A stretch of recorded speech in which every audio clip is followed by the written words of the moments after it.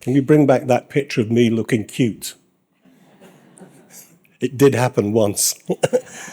The book, by the way, that I published, that was published a couple of years ago, has absolutely nothing to do with the internet. Children are barely mentioned in it, but please buy a copy, and if you've got one, I'll sign it happily afterwards. So, A Long and Winding Road. I tried to find, which is a Beatles song, as you know. I couldn't find actually a picture of the Beatles standing next to a long and winding road. So I got this one, and that is a rather ugly road called the M25, which is the one that encircles London. So there you are. It is a long and winding road, and the story of children and the internet, it likewise is a long and winding road and a complicated story to tell.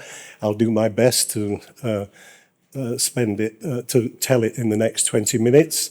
But I thought I'd start with a prettier picture, which is not a long and winding road. It's Vilnius looking superb in the summer sunshine. That's me. Those are my contact details. This presentation will be available on the internet, on the repository of the IPSCAN website afterwards. You'll see a lot of perhaps rather dense information in some of the slides. Don't worry, I'm not going to speak to each of them individually, but you can download the slides afterwards, use them as notes. You can pretend you wrote it yourself and represent it later. I'm quite happy with that idea. So first of all, let's just establish a few basic facts about children and the scale of children's use of digital technologies. And by the way, when I say digital technologies, essentially the internet sits at the heart of all digital technologies these days, but I'm including apps, games consoles, laptops, computers. They all, as it were, converge on and around the internet. And of course, they're very, very heavily used by children. Several years ago, myself, Professor Sonia Livingston from the LSE and Yasmina Byrne from the Innocenti Center, the UNICEF Research Center in Florence, finally put together the data to establish quantitatively the scale at which children were internet users of different digital technologies. Because although we knew it was very large, nobody had actually brought the numbers together. So you did occasionally go to meetings with big tech and they'd argue about the scale and argue about the numbers. They did it because that was their job. They had to talk it down. Our job was to try and prove the facts. So what we were able to demonstrate was that 1 in 3 of every internet user in the world is a child. That's to say, a person under the age of 18. That is a very, very large proportion of all internet users. In some countries, it rises to around 1 in 2, or in fact slightly over. And broadly speaking, it reflects the proportion of children within the overall population within a country. Smartphone, as I mentioned earlier, smartphones, game consoles, and tablets already are the main. Actually, I'm having trouble reading. I think I'll do this. That's a bit radical, but let's see if it works. Yeah.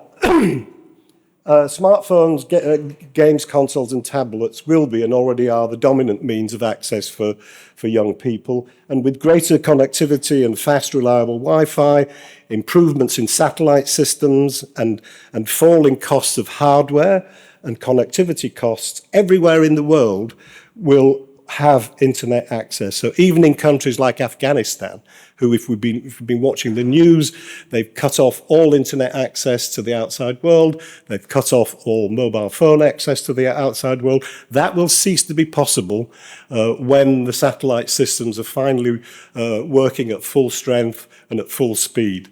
And in my book, that's all to the good.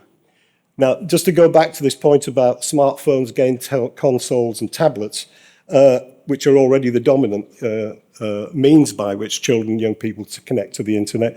They're not much use if you're doing your chemistry homework. My granddaughter, she's tried. There are very limited things that you can do with small screens, but that's temporary. That is not going to persist.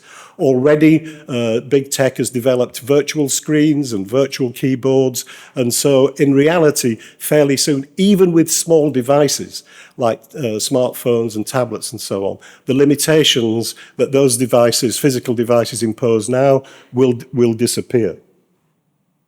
But here's the thing, and of course I needn't tell you this as practitioners, not all countries have equally well developed educational, social or community support infrastructures for children. There are huge variations in the capacities of law enforcement agencies, children's social services to address some of the issues which the new technologies are bringing up. So, is there nothing new under the sun? Well, there probably isn't anything new under the sun. None of the offences, not against children, none of the issues of child's psychological, personal health development and so on that we now know more about as a result of the internet, they all previously existed. But there is so they've all been around for a long time, but the scale, speed, legal and technical complexity of the new digital world has undoubtedly created major challenges which unquestionably are new. We speak a lot about sexual exploitation and abuse, victimization, grooming, re-victimization, which is a very, very important issue in the context of child sex abuse material, sextortion, age-appropriate content, pornography being so readily available, violent and extremist material, self-harm, suicide, false narratives, Holocaust denial, things of that kind. Oh, thank you, that's good. Now I look like Elvis Presley.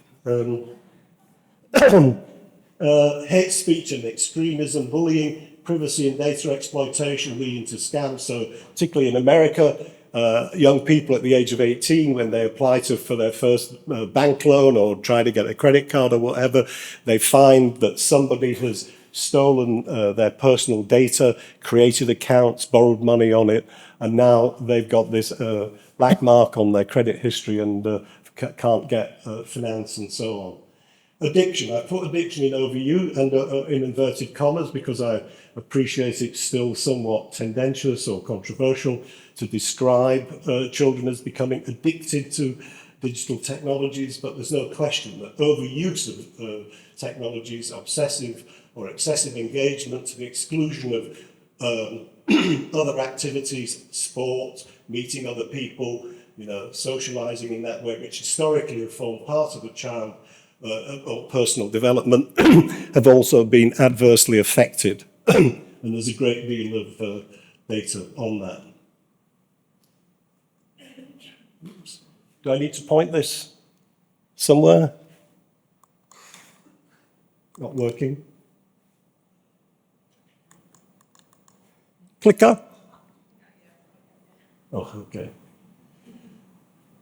So all of this data here has come from Childlight's most recently published research profile. Childlight, as you probably know, part of the University of Edinburgh. Their estimates, you can see them there, 300 million plus children under the age of 18 have been affected by online child sexual exploitation and abuse in the last 12 months. 1 in 8 children globally have been subjected to online solicitation in the last 12 months. Well, you can read it all there. 1 in 8 children experience non-consensual taking, sharing and or exposure of sexualized images in the past 12 months. 11% of men in the United States, so on and so forth. The British police, obviously I've worked very closely with them over the years, estimate that at any one moment in time in the United Kingdom, there could be around 300,000 adult males active on the internet, looking for or being willing to engage in a sexual way with children. So the numbers are very, very big. I mean, that's essentially the point that the childlike data reminds us of. So, my aim, by the way, is to give you a very brief history of how, this is the long and winding road metaphor, by the way, of how we got to where we are now. And I'm going to end up focusing on two of the current contemporary issues which are going to create major challenges in the future. They already are. That's artificial intelligence and encryption. So that's my aim, is within the 20 minutes to end up on artificial intelligence and encryption. But briefly, I'm going to try and talk us into how we got there. 1957, perhaps I'm the only person in the room old enough to remember that happening. I can see Gideon smiling over there, but anyway, 1957, a near neighbor, the Soviet Union, as it was then called, put the first ever man-made projectile into Earth orbit. And it absolutely terrified the Americans. It was impossible for the communists to do anything better than the Americans, particularly in the field of technology, particularly in a field that obviously had potential military applications. So President Eisenhower, who was the boss in those days, brought together all of the best scientific brains in America and said, however much money you need, whatever it takes, we've got to ensure that never again can the communists be seen or be allowed to be seen to be better than the states, that communism is superior to capitalism when it comes to the field of technology in particular. And from the steps that President Eisenhower initiated, we ended up with the internet. But the modern year zero really is 1995. That was the year in which web browsers had started coming out, been around for 1 or 2 years by then, but crucially, Microsoft started giving away, in inverted commas, Internet Explorer in the Windows operating system. And what that meant was people with no technical knowledge, no patience, could begin to interact with the internet easily and in an intuitive way. GUI interfaces were invented, graphical user interfaces. That's essentially what web browsers were. Arthur C. Clarke, very famous, not a very nice man, by the way, if anybody knows about his personal history. But Arthur C. Clarke said that any sufficiently advanced technology is indistinguishable from magic. And I think he hit the nail right on the head. And in the beginning, governments and society in general were persuaded that the owners and developers of these new systems were indeed modern magicians. There was very little knowledge or expertise within law enforcement and the security services to act as a counterweight to the tech companies. And in the main, the people at the forefront of this techno revolution were young, they were highly educated, they wore t-shirts and jeans, they lived in California or the west coast of America.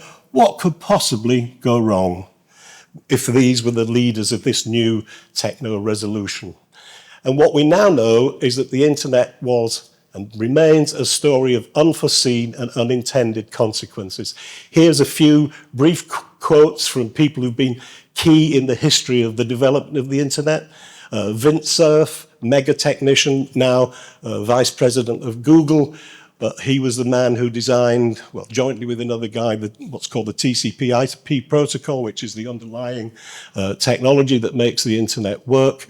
And he's admitted more than once that they could never have imagined everything that happened subsequent to their creation. And he deeply regretted that they didn't pay more attention to security and authentication. If they had have done, the internet would have developed more slowly, but it would still have developed. But they didn't. Sean Parker, a founding president of Facebook, very acutely observed that Facebook was built to exploit vulnerabilities in human psychology. And Tim Berners-Lee, the inventor of the World Wide Web, remember, is just one application that sits on top of the TCP/IP protocol, which is the technical underpinning of the internet. And you can see what he said. If you'd asked me 10 years ago, I would have said that humanity is going to do a good job with this, the World Wide Web. If we connect people together, they will get along I was wrong. And he, again, bitterly regrets that they didn't anticipate.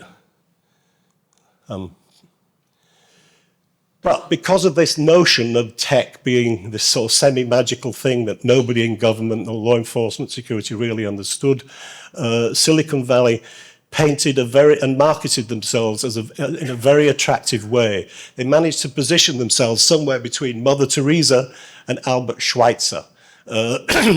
And everything in those early days, or practically everything in those early days, was free. So the idea of it couldn't possibly be exploitative capitalism, it couldn't possibly be exploitative in any way if everything was free. And true enough, in those first few years, when journalists were writing about it, pretty much everything that you could do on the internet, you could do without having to pay.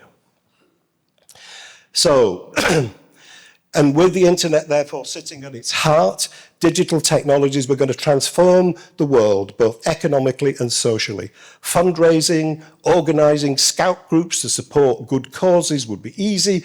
Politics would become transparent. Holding governments to account would become easy. We would all be learning to speak different languages, and new scientific discoveries would happen pretty much every day. Barriers between people would be broken down. The old hierarchy would be overthrown and replaced by us, citizen journalists. That was the most common expression being used. Heady stuff, intoxicating. And in the beginning, there's no question there was a very strong sense, and I was around in those days, that this was all genuinely felt, certainly by many of the key leaders of the internet industry in those early days. And no government wanted to step in too soon and regulate in case they killed the goose that was about to start laying millions upon millions of golden eggs. In America, they passed Section 230 of the Communications Decency Act in 1996, probably the most seriously misnamed regulation ever in the history of regulation, because all it did was open up a whole heap of indecent, illegal communications. It wasn't in any way actually concerned with communications decency as any reasonable person would understand it. And Section 230 has been widely copied elsewhere in the European Union, in the United Kingdom. They all have equivalent provisions which essentially say that if you are a tech platform, you have no legal liability, no legal responsibility for any material posted on or through that platform by a third party of which you had no knowledge. Essentially what they did was remove any incentive for a company to make sure that their platforms were not being misused, because they had no legal liability even if it was discovered that they were. And Section 230 is one of the most hotly contested bits of legislation in America and elsewhere right now. It still hasn't been resolved. 2001, when did the dream start going wrong? 2001 is the key date. Google were running out of money. Their ambition, two very smart young men, their ambition was to get together all information in the world, everything that had ever been published, and make it available to everybody free of charge. That was their original vision. And then after the dot-com boom burst, the bubble burst, they found they were running out of cash. What they also found, though, was that all of the individual pieces of information that they were getting from users of their search engine could be monetized, could be converted into data that advertisers would be willing to pay for. And that's the crucial moment, in my view, when everything began to change. Lots of things started to change in a very, very bad way. Attracting eyeballs, keeping them on your screen for as long as possible would generate enormous sums of money for the company. And from that, we saw that addictiveness became a deliberate design choice. There is a film called In Real Life by Baroness Beeben-Kidron. I don't know if many of you have seen it, but in that film, she interviews some of the world's top academic psychologists who had worked for different companies in Silicon Valley and lost their jobs. Why? Because the designs that they'd worked on were not sufficiently sticky, by which they meant sufficiently addictive. The whole idea of designing different apps that the tech companies were using was to attract people there and keep them there for as long as possible. So if you didn't come up with one of those, you were no use to the company and you were let go. So now we live in a world of apps. This is a picture, a graphic, I can't remember who produced it, 21 apps that every parent should know about, right? Here's another app that said it should only be 15.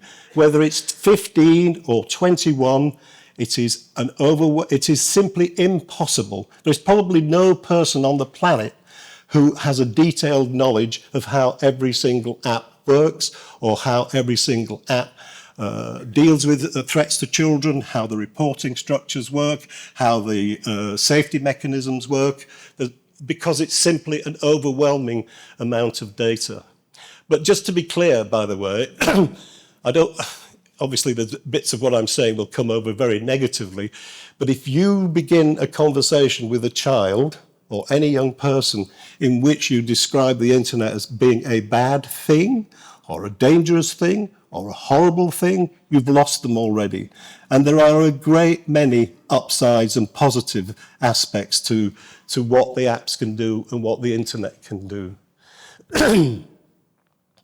So it's not a question in my book of being for or against digital technology. That kind of reductionist logic simply has no part in it. It's a matter of being or not being willing to accept that the downsides, the dangers that the internet and digital technologies are the price that everyone has to pay forever in order to benefit from the upsides. Many children's lives have been enormously enhanced by digital technologies, but far too many children's lives have not been. It's a question of what we do, and it's a question of how, by which means, and with what sense of urgency we address the downsides. And who is the we in this question? This is the slide in particular that I'm not going to read all of it, but that headline, I hope, makes it clear. And a lot of you will be engaged with this kind of work. Education, digital literacy, school and parental engagement, better trained, better equipped, better resourced, more aware social workers and cops are essential, particularly if we are to be able to address individual cases of children in distress or families in distress and understand the context properly. But, and I very strongly feel this, we need to be clear, these do not, and in my view, probably never will, scale to the extent required. And they shift the focus away from the tech companies onto the shoulders of the victims and their parents and their teachers. And that's completely wrong, in my view.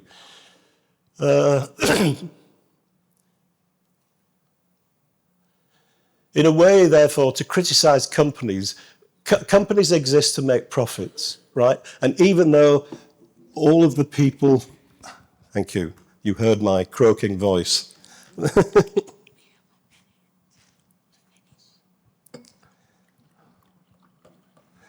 I'm like a child, really.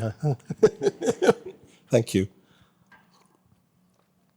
Oh dear, I'm running out of time. So the key point about this slide is good data, good research about what's happening to children and children's lives is, of course, essential. It's absolutely vital that we have it. But good data is not going to be the thing that brings about the necessary change. Does anybody really think that governments are in any doubt that some of the stuff that's happening on the internet is very bad and that it's happening on a very large scale? How much more data about abuse or about bad stuff do you think it would take to convince governments to act? Companies won't act unless they are legally obliged to act. And if you think about it, you're a CEO of a big company. You've got an in-tray with 1,000 things in it which have to be done today. Because if they're not done today, they will affect your position in the market, they'll affect your profitability, your share price. And then there's all this other stuff. Oh, that would be nice if we could do more to help children. Where is that going to be in your list of priorities? It's not going to be at the top. If the law says you have to do it, then it will be at or near the top of your agenda. So I haven't done a very good job of timing here, but the two looming threats that I mentioned, AI and the further spread of encryption. This is a link which will be in the PowerPoint presentation if you download it. But this is the video that's behind that link. And the thing to remember about what you've about to see, if you've never seen AI-generated material before, everything you're about to see was created by a tool, and the person who used it, all they did was type in words. They said, create a picture, and this is what came out at the other end.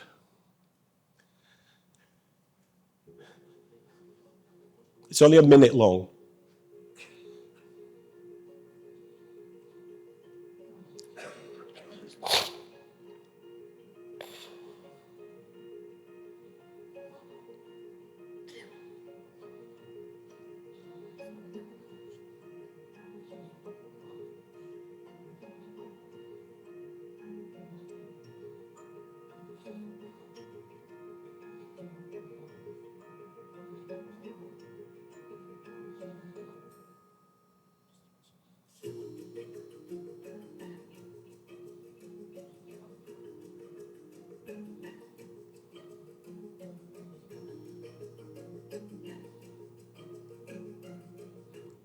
You get the point.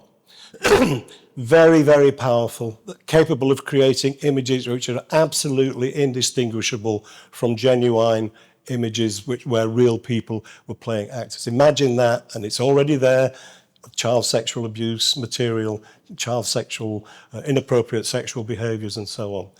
But it's not just, and it's not just working in that way.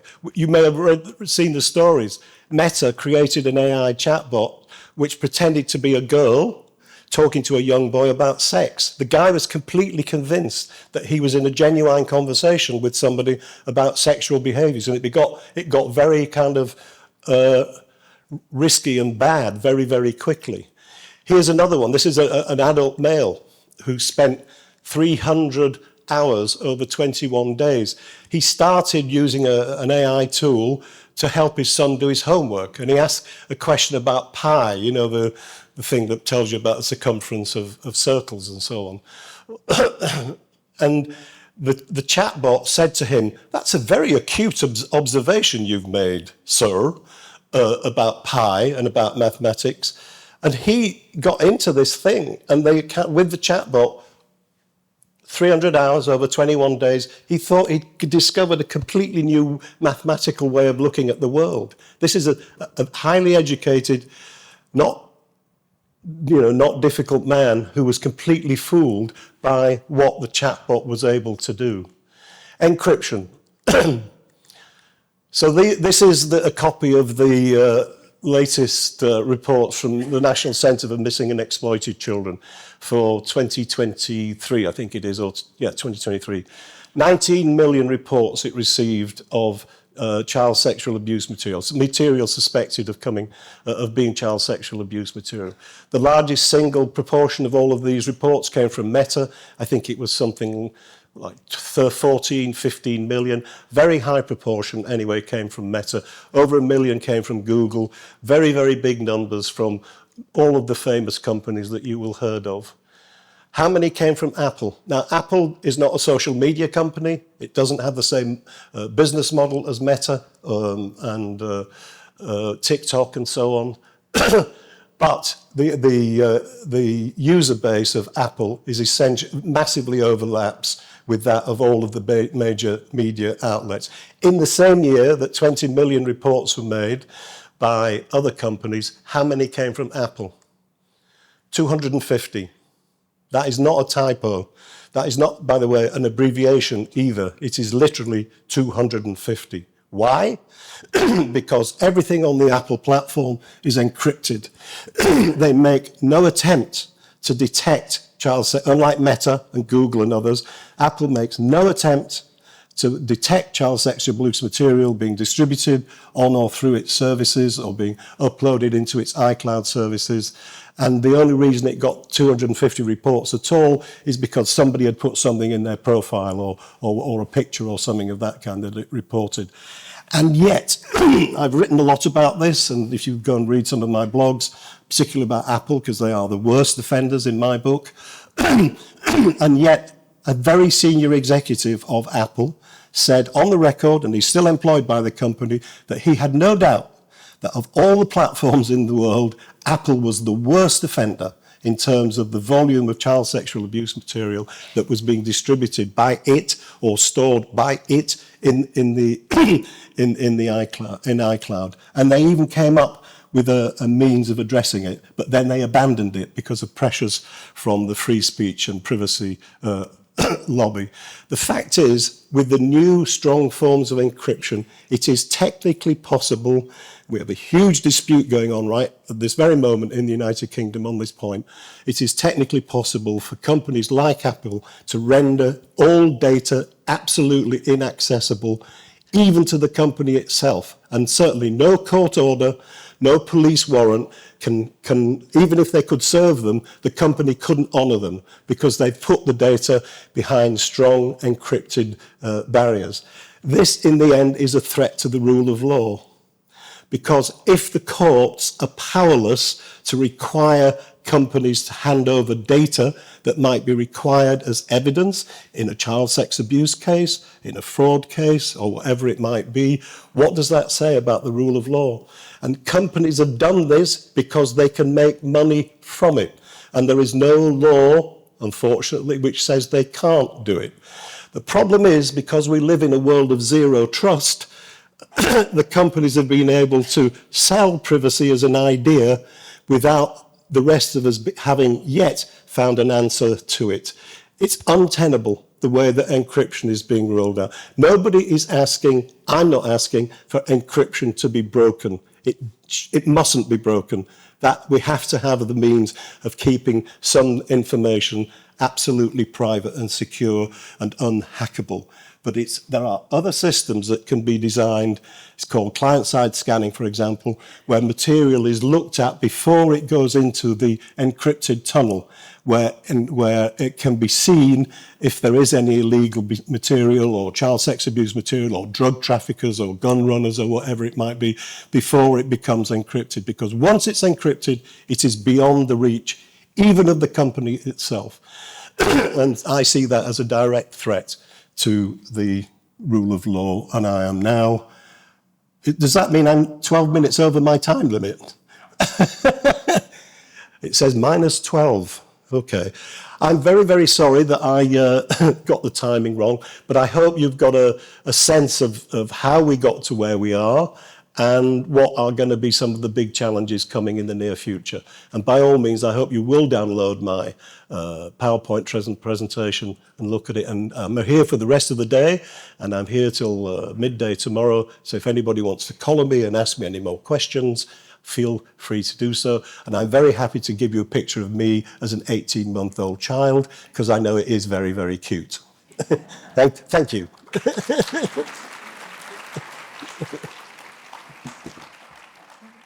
Thank you.